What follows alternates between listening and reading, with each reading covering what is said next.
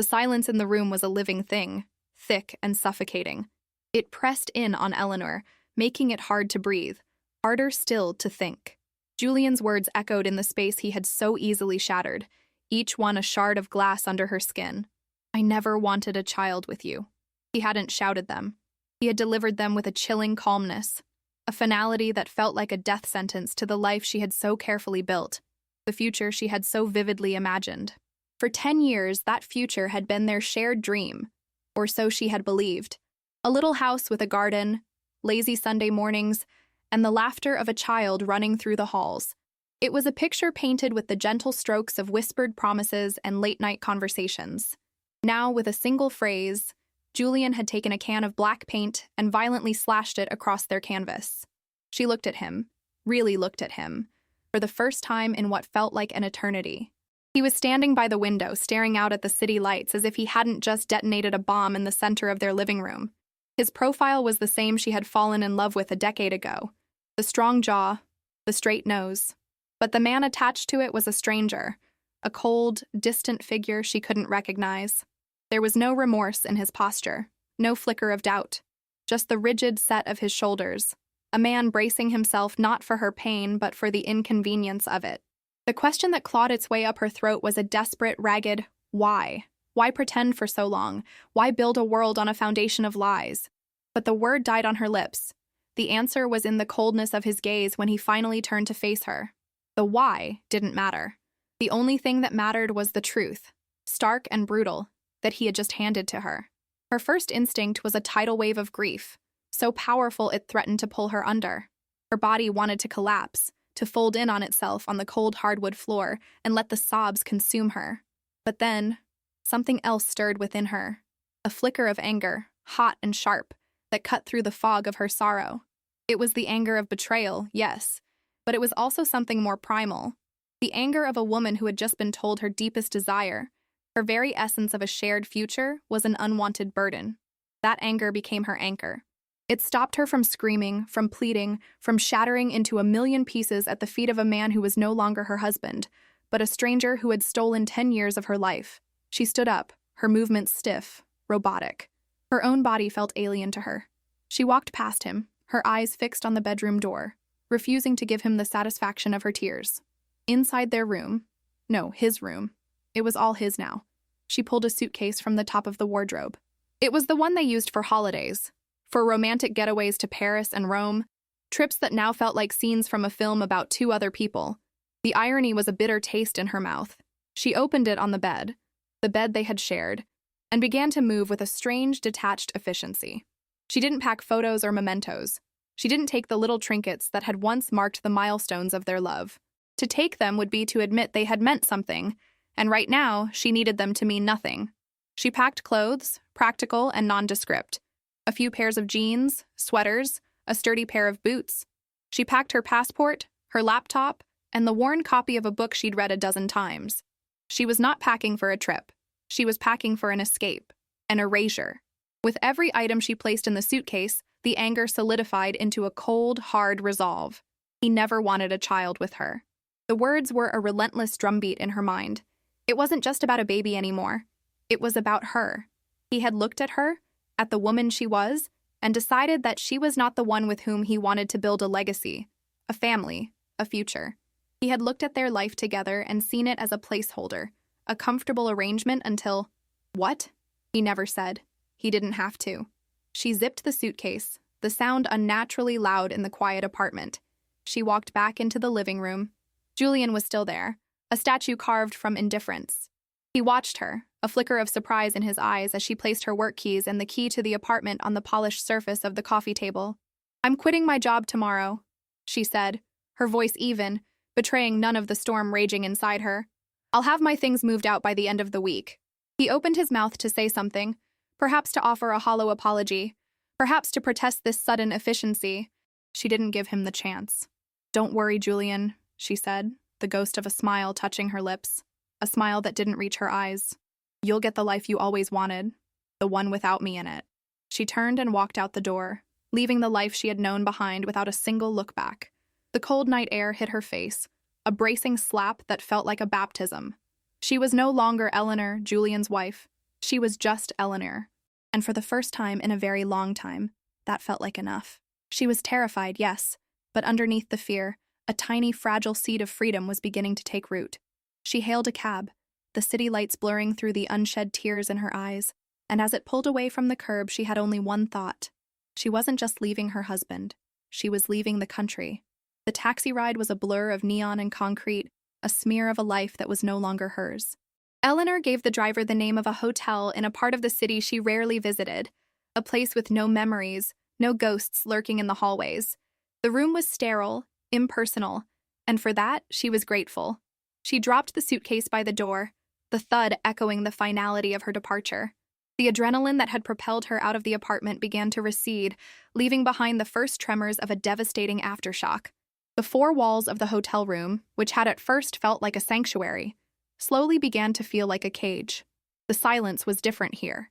It wasn't thick with unspoken words, but hollow, empty, mirroring the gaping void that had just opened up in her life.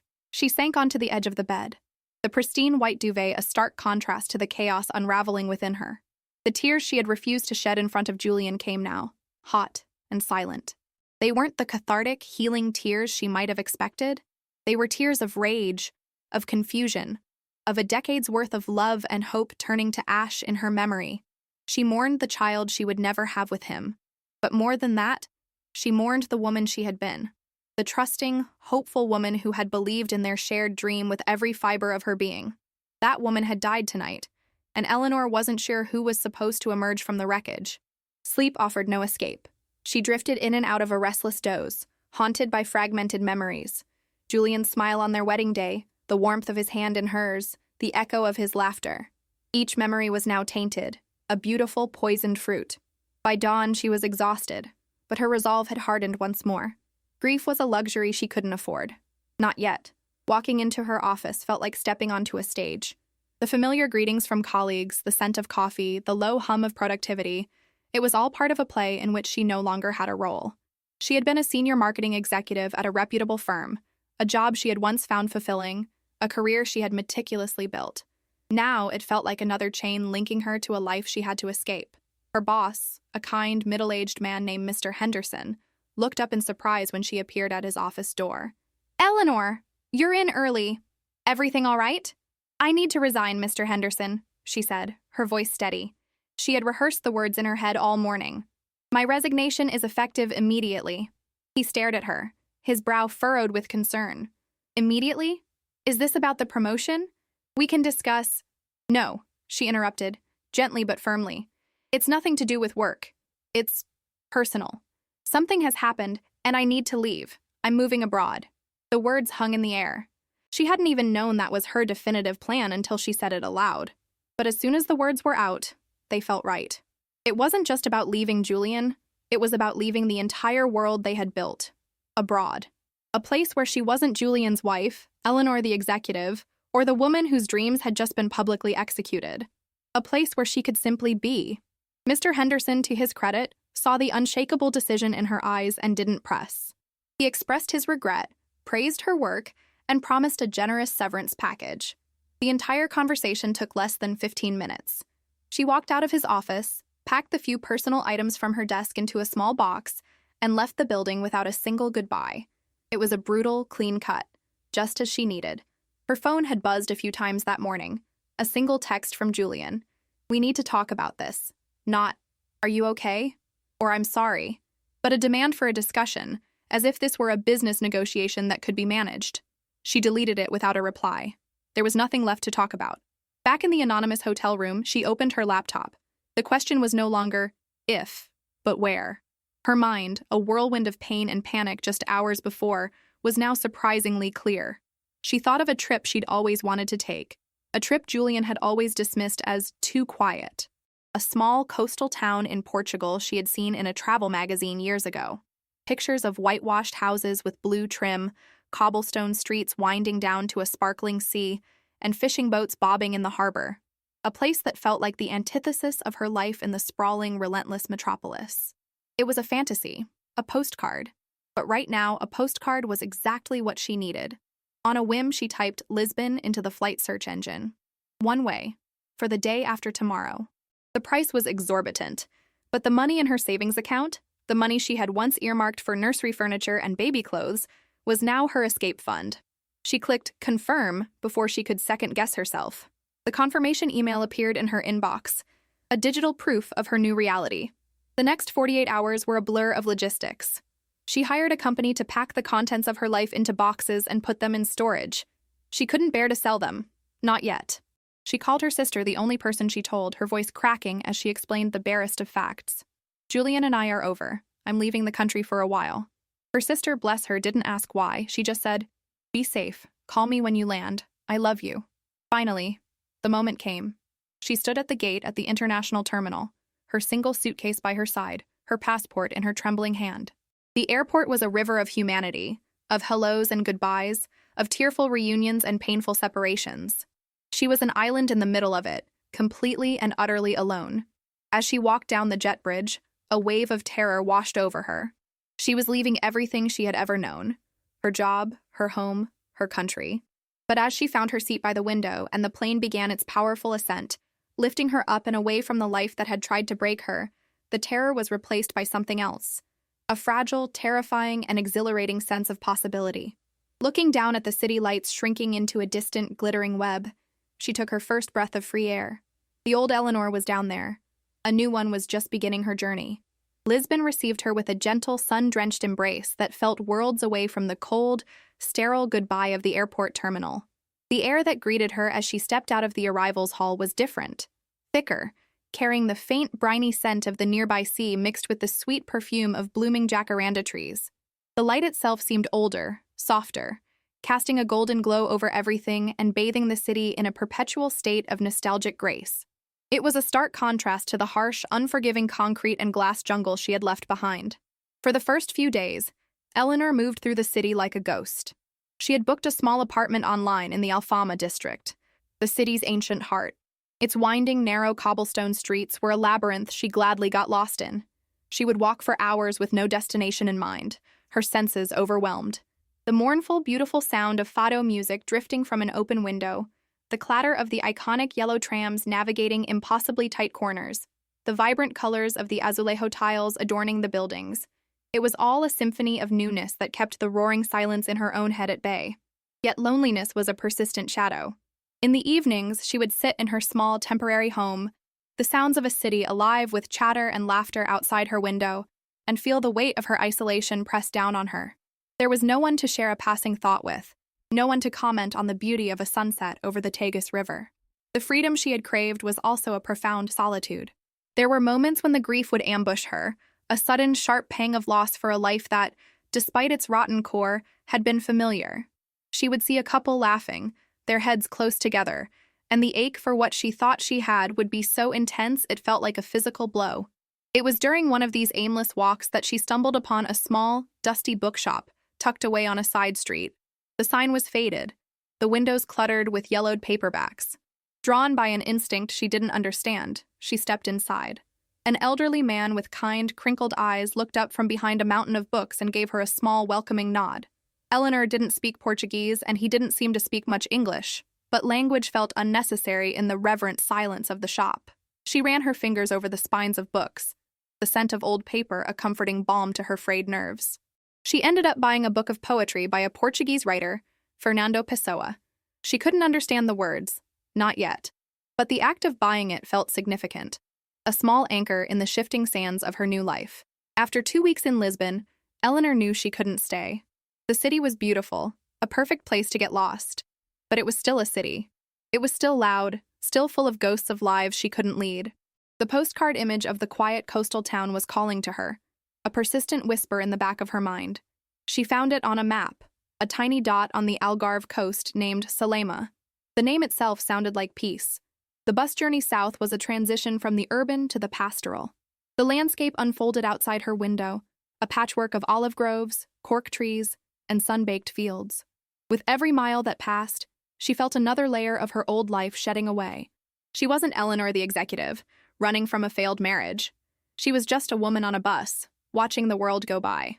Arriving in Salema was like stepping into a photograph. It was even smaller, even quieter than she had imagined. Whitewashed houses, their roofs the color of terracotta, cascaded down a gentle hill to a perfect crescent of golden sand. Old fishermen sat outside a small cafe, mending their nets, their faces weathered maps of a lifetime spent at sea. The pace of life here was dictated by the tides, not by the relentless ticking of a clock. She found a small guest house run by a woman named Sophia, whose warm maternal energy was an unexpected comfort. The room was simple, with a small balcony that overlooked the sea. That first evening, she didn't unpack. She just stood on the balcony, breathing in the salty air, and watched the sun dip below the horizon, painting the sky in fiery strokes of orange and pink. The only sounds were the gentle lapping of the waves and the distant cry of a seagull. Here, there was nowhere left to run. The quiet she had sought was absolute, and in its depths, her pain came to the surface. The first few days in Salerno were the hardest yet. Without the distraction of a bustling city, she was forced to confront the full scope of her loss. She would walk for hours along the beach, the waves washing over her feet, and let the tears fall freely, mingling with the salt of the ocean. She relived Julian's words, the coldness in his eyes, the casual cruelty of his decade-long deception. She allowed herself to feel the full, gut-wrenching weight of it. She wasn't healing, not yet. She was breaking. But she knew instinctively that this breaking was necessary. She had to fall completely apart before she could even begin to piece herself back together. One afternoon, as she sat on the sand, her face buried in her hands, a small, scruffy dog trotted up to her and nudged its wet nose into her palm. It looked at her with such simple, uncomplicated affection that she couldn't help but let out a watery laugh. The dog's owner, an old fisherman with a kind smile, called to it from a distance and gave her a sympathetic nod. It was a small moment, a fleeting connection, but it was the first time she had laughed in weeks. It was a crack of light in the overwhelming darkness. As the dog bounded away, she stayed on the beach, watching the tide roll in and out, a steady, eternal rhythm. The sun was warm on her skin. She had no job, no husband, no home. She had nothing but a suitcase and a broken heart. But as she sat there, on the edge of the continent, she felt the first fragile stirring of a different kind of hope. It wasn't the hope for a shared future with someone else. It was the hope for a future that was entirely her own. The days in Salema began to string themselves together, each one a bead on a long, soothing necklace of sun, salt, and sea. The crushing weight of Eleanor's grief slowly, almost imperceptibly, began to lift. It didn't vanish entirely. It became a part of her, a deep, resonant chord in the symphony of her past, but it no longer drowned out all the other notes. The quiet of the town, which had once amplified her pain, now became a canvas on which she could paint a new life. She started with the language. Armed with a pocket dictionary and the book of poetry she'd bought in Lisbon, she began the clumsy, humbling process of learning Portuguese. Sophia, the guest house owner, became her patient, unofficial teacher. Over morning coffees, Sophia would point to objects, a chavana, o pão, o sol, and Eleanor would repeat the words, her tongue tripping over the unfamiliar sounds. The old fisherman in the cafe, who had at first watched the sad foreign woman with quiet curiosity, began to greet her with a warm, bom dia, their leathery faces breaking into smiles when she managed a shy, bom dia, in return. Each small interaction was a victory, a tiny thread connecting her to this place. Her long, aimless walks on the beach transformed. They became less about escaping her thoughts and more about observing the world around her. She learned the rhythms of the tide, the names of the seabirds, the way the light changed on the cliffs from dawn till dusk. She had spent a decade in a city, her eyes trained on screens and spreadsheets, and had forgotten how to simply see. Here, her senses reawakened. One day, she bought a cheap sketchbook and a set of pencils in a nearby town. She hadn't drawn since college, before the relentless climb up the corporate ladder had demanded all her time and energy. At first, her hand felt stiff and uncertain. Her initial sketches were clumsy, hesitant copies of the fishing boats and the whitewashed houses. But as the days turned into weeks, something unlocked within her. She stopped trying to draw what she saw and started to draw what she felt. The turbulent lines of the waves mirrored the storm she had weathered. The stoic ancient cliffs reflected the strength she was discovering in herself. Her sketchbook filled with charcoal seascapes, portraits of the fishermen, and impressions of the golden light. It wasn't marketing, it wasn't for a client, it wasn't to please anyone. It was just for her. It was a conversation with her own soul. About 3 months after her arrival, a registered letter arrived at the guest house. It was from a law firm in her home city, the divorce papers. Her hands trembled as she held the thick envelope. A year ago, this would have destroyed her. Now, sitting on her small balcony overlooking the calm blue sea, she felt a profound sense of detachment. She read through the sterile legal language, Julian's name appearing over and over, and felt nothing but a quiet pity for the man she had once loved. He was trapped in a life of his own making, a life built on a foundation of fear and dishonesty. His betrayal had been a cage for her, but it was a cage for him too. She signed the papers without hesitation, her signature clear and firm. She walked to the small post office and sent the envelope back across the ocean. It wasn't a moment of anger or even sadness. It was a moment of closure, a quiet, administrative end to a life that already felt like it belonged to someone else. That evening, she went to the small cafe by the harbor, and for the first time, ordered a glass of wine. One of the old fishermen, the one whose dog had first greeted her on the beach, raised his own glass to her from across the room. She raised hers back, a silent acknowledgement passing between them. A chapter had closed. A new one was hers to write. She knew she couldn't live in the guest house forever. With a portion of her severance pay, she rented a tiny, run-down fisherman's cottage at the top of the hill, one that had been empty for years. It needed work, a lot of it. The paint was peeling, the plumbing was ancient, and a family of geckos had taken up residence in the kitchen. But it had a small walled garden and a window that looked straight out to the endless expanse of the Atlantic. It was hers. The work of restoring the cottage became her purpose. She learned how to plaster walls from a local handyman, how to plant a garden from Sophia. She spent her days covered in dust and paint, her body tired but her mind clear. She was building something with her own two hands, a physical manifestation of the internal reconstruction she had undergone. She painted the walls a clean, bright white, and the shutters the same deep blue as the sea. She filled the small rooms not with things, but with light and air. One afternoon, a tourist couple, captivated by the sketches she had left drying on her garden wall, offered to buy one. Eleanor was so taken aback she almost refused. But the joy in their faces when they insisted was undeniable. The small sale sparked an idea. With Sophia's help, she set up a small stall at the local weekend market, displaying her charcoal drawings of Salema. To her astonishment, they sold. Tourists and locals alike were drawn to the raw, emotional power of her art. It wasn't a career, not like the one she'd had before. It was something better. It was a passion that connected her to the world. A year after she first stepped onto Portuguese soil, Eleanor stood in the garden of her small restored cottage. The sun was setting, casting its familiar golden glow. She was no longer running. She was home. She hadn't found a new love. She hadn't magically erased her scars. Her past was still a part of her, but it no longer defined her. The woman who had been shattered by her husband's cruel words had not been repaired. She had been reborn. She had learned that a life could be broken, yes, but it could also be rebuilt, stronger and more beautiful, in the most unexpected of places.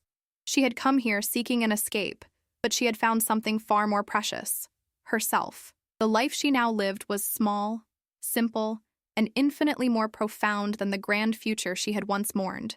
It was a life built not on the empty promises of another, but on the solid foundation of her own strength, courage, and resilience.